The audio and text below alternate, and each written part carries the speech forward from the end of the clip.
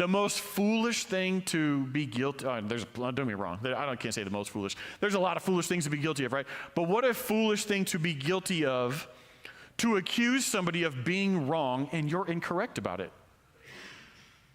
And then you're unwilling to forgive them for it.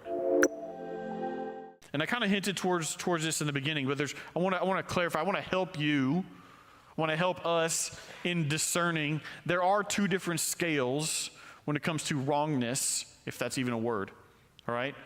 So when we talk about right or wrong, we're talking about moral issues. Moral issues. These are the things that always affect your relationship with God and more than likely are affecting your relationships with people. But the other one is to be correct or incorrect. So you could be completely incorrect about your understanding about how a situation went down, how a conversation happened, what occurred in history, or what's happening right now. You could be misunderstanding and therefore incorrect. But it doesn't mean you're wrong in the sense of being morally wrong.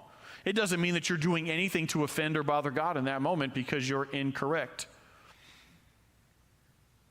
But if you insist that you're always correct, we're probably revealing something within our heart that we would call pride. If you are unable to ever declare that you could be incorrect, if you're ever unable to say, you know what, I could be wrong in this circumstance. Maybe I don't remember correctly. Maybe I did do that thing. Maybe I did say it that way. Maybe my spouse is right. Now that's for everybody else in the room, okay? Right. She watches online, so. Maybe I did something incorrectly, but it wasn't sin. But if I don't make myself willing to be incorrect, then I get myself into a position where I may be wrong. So pride creeps in at this lower level, and it easily jumps to the next level, to the other scale, when we insist that it couldn't be us. When we demand that the other person cave and claim that they're wrong or incorrect. So not every time that somebody in your life is incorrect are they being wrong. And it's important that we don't judge them and condemn them for that we be patient with them. Hey, ladies, your husbands just don't remember like you do, okay? It's in a different box. Give us a while to get to it. You've got it all connected and tied in with other things, and we don't get it. But if he insists that he's always right, he might have a pride issue. And ladies, if you insist that you're always right, we'll just let you have it.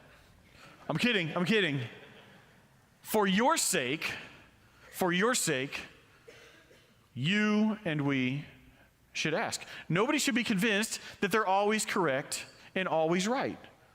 That's foolishness. We might as well go back to a few verses. It says, anybody who says they're without sin is wrong, is not being honest. There's no truth in them.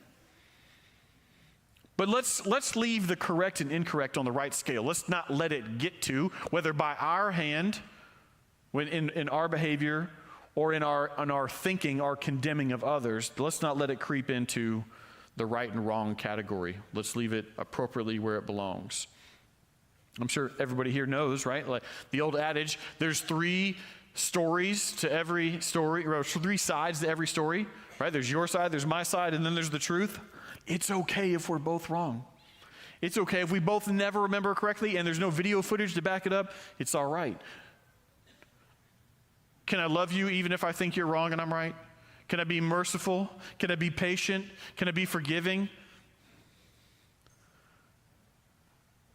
The most foolish thing to be guilty, don't get me wrong, I can't say the most foolish. There's a lot of foolish things to be guilty of, right? But what a foolish thing to be guilty of, to accuse somebody of being wrong and you're incorrect about it.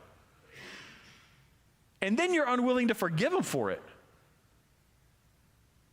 You got this case file on this person, everything they did wrong, and you're incorrect. You don't even have good data. Carrying it around for nothing. How embarrassing to be before the Lord. You demand this person be held accountable for everything you have in this case file. It's like,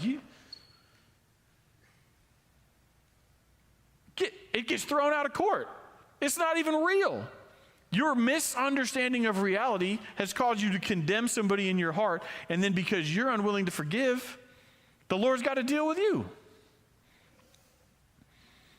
So all that to say, married people, you used to have plenty of permission to disagree with each other if you keep it on the bottom rung.